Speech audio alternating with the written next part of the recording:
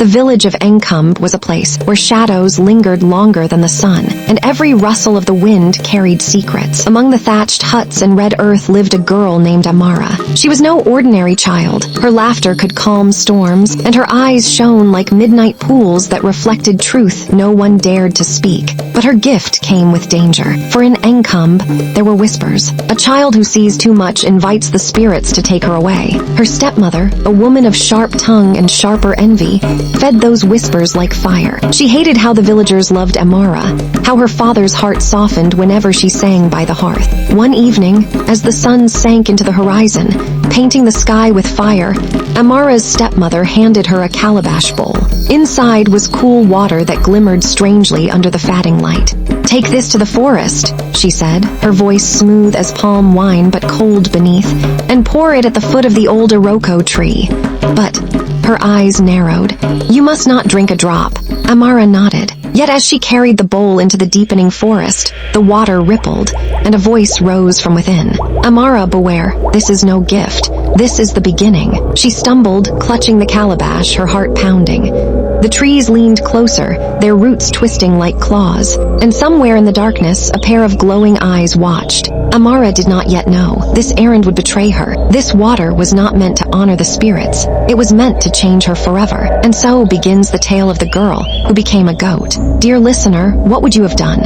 Obey the command or listen to the whisper? Tell me in the comments, and let's see if your choice matches Amara's fate. The night in the forest was alive. Crickets sang, owls hooted, and the wind whispered through the Iroko leaves like voices of spirits. Amara walked deeper, the calabash glowing faintly in her hands. Every step echoed on the red earth path, and her heart beat as though it wanted to escape her chest. Suddenly, the whisper returned.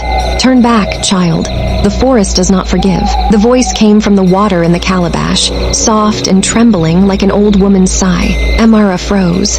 She wanted to run, but something stronger pulled her forward, something that felt like destiny. From the darkness, the first test came. A hyena emerged, eyes glowing like fire, teeth sharp as broken shells. It circled her slowly, laughing its hollow laugh. Amara clutched the calabash tighter and whispered, "Spirits of my mother, guide me." The water shimmered, and when the hyena lunged, its jaws snapping, the ground split before it. Roots shot up like living snakes, wrapping around the beast and dragging it into the earth. The forest fell silent again. Amara trembled, but she kept walking. Soon she reached a clearing where a great stone shrine stood, cracked and forgotten. Carvings of half-man, half-beast figures stared down at her.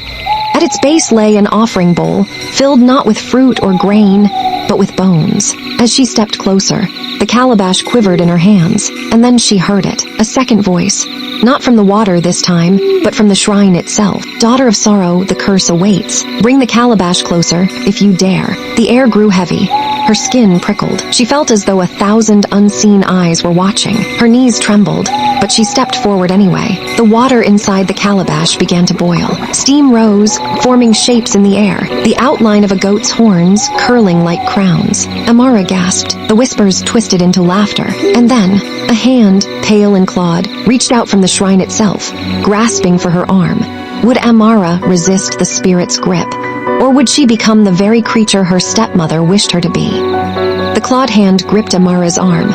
Cold, heavy, strong as iron. She tried to pull away, but the shrine's stone mouth split open wider, and a deep, echoing voice thundered. "Your blood carries betrayal. Your path is chosen. Goat child, wear your true skin." The ground shook. The calabash slipped from her hands, shattering against the shrine. The water spilled into the earth, glowing like fireflies. Amara screamed, as pain ripped through her body. Her hands twisted, her fingernails hardening into black hooves. Her voice broke, turning into a cry that was not human. From her head sprouted horns, curling upward like crowns of bone. She fell to her knees, gasping. Where her reflection once showed a girl, she now saw the body of a young goat, trembling in the moonlight. Her tears fell, but the forest only laughed. In the shadows, a figure emerged. It was her stepmother.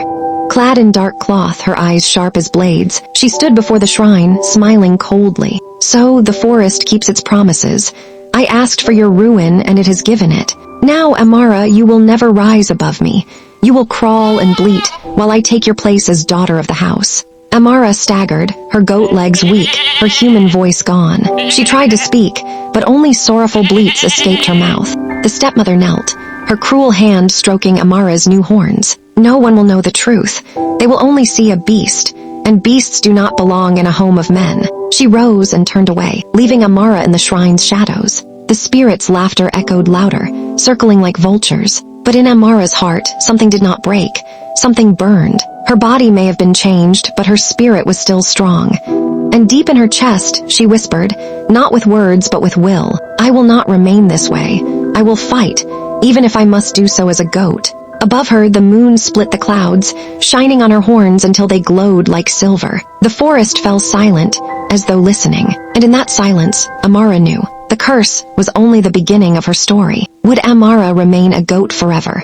Or would she find the courage to break the curse and reveal her stepmother's betrayal? Days turned into nights. Amara wandered the forest, her hooves sinking into the wet earth, her horns catching the moonlight. She searched for answers, but all she found were whispers, the spirits mocking her, the animals turning their heads in pity. One night, she found her reflection in a pool of still water. Not just the body of a goat, but her human eyes, still alive, still burning with defiance. If the curse was given by the spirits, she thought, then the spirits must also hold the key. So she followed the wind. It carried her to an elder woman, bent with age, living at the edge of the world where the trees thinned into desert. Her hut was small, her voice cracked like dry wood, but her eyes, oh, her eyes were sharp as lightning. The old woman looked upon Amara and said, Child of two worlds, your shape is not your prison. It is your trial. To break the curse, you must do 3 things. Steal back what was taken, speak truth where lies have lived, and show love, even where hatred waits. Amara bowed her goat head, determination swelling within her, so she returned to the village. The night she arrived, drums were beating. Her stepmother had gathered the people, telling them a story. Amara was taken by the forest for her disobedience. The spirits chose me instead to carry honor to our family. The people clapped and nodded, but then a strange sound echoed through the square. A bleat. The goat stepped into the firelight. Her horns glowed silver. The crowd gasped. Some laughed, others backed away. But Amara pressed forward. She stood before the fire, her eyes fixed on her father. And in the flames, something miraculous happened. Her goat's voice broke, splintered, shifted, and words came out. Father, do not believe her. She betrayed me. She cursed me. She asked the forest to steal me away. The people cried out. The stepmother paled, but still she laughed bitterly. Lies. Who would believe the voice of a beast? Then Amara did the one thing no spirit had demanded, but her heart knew was the final key. She stepped closer to her stepmother. Her eyes softened. Even now, even after all your cruelty, I do not hate you. I only pity you. The fire roared high and the earth trembled.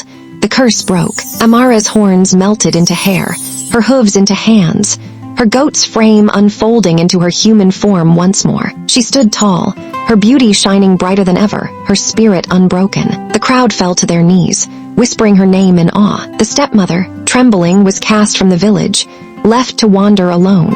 And Amara, she embraced her father, her people, her life returned. But she carried with her the lesson of the spirits. True strength is not in vengeance. It is in truth and in love that survives even betrayal. And so, dear listener, Amara was never truly a goat. Her horns were only shadows of her courage, and her hooves only steps toward truth. She teaches us that when hatred tries to shape us, it is love, and love alone, that gives us back our form. This is Whispering Tales, where shadows turn to stories, and stories remind us that even in betrayal, courage finds its way home.